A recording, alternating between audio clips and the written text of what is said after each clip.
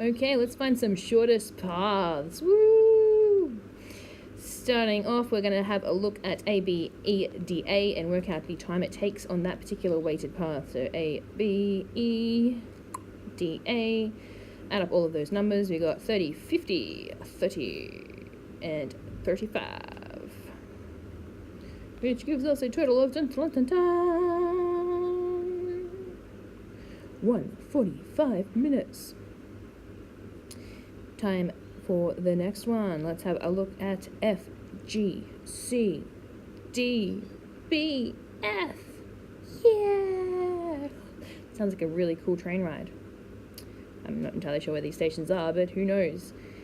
Alrighty, as always, adding up the weighted edges of our particular walk to find out where we've got. We've got 20, we've got 60, we've got 40, we've got 35, 65. Do be wary that you are adding the right numbers. Sometimes when they're just kind of sitting around nearby, you've got to be careful you got the right ones there. It's 220 minutes all up. Calculators are a useful thing. You should use them, definitely, when you get stuck on things. But working out is important. Shortest time to travel from A to G. Well,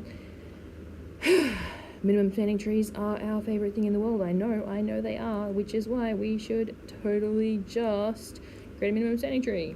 So let's see, we're starting at A, B, and the next shortest one goes down to D, but we're probably gonna, paying attention, obviously. So A to B. And then our next one is from A to D.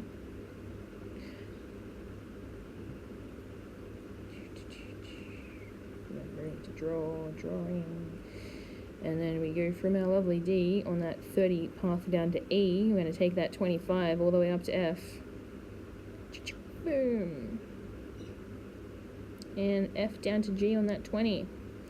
Now our next shortest path would be going back to that 35 from E to C, and that is our minimum spanning tree. Good old trees. Now, hey, what do you know? That gives us our shortest path from A to G. Going A, D, E, F, G. So let's write him down. And then work out the length of those ones added together. So your 35, 30, 25, 20. And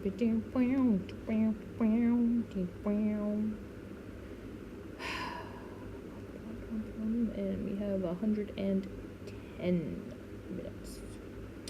Will this always be the best path? Is the shortest the best? Well, I don't know about you guys, but I've caught trains before, and going on the fastest train, it's not always great.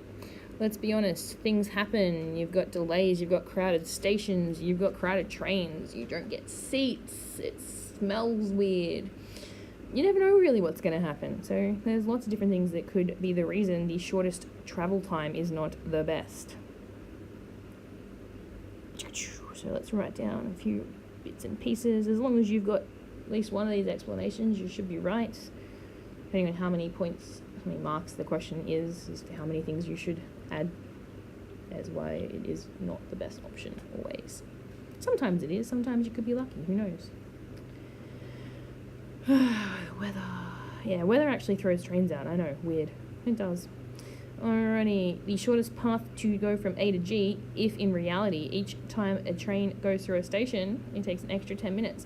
So we want to find that beautiful path that has less stations, because right now we are hitting quite a few stations in between there. We've got A, D, E, F, and then to the G.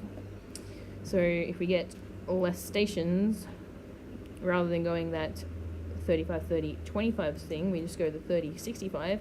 Those two 10s are much better than the other 3 10s, bringing us down, which is awesome. So lovely short travel.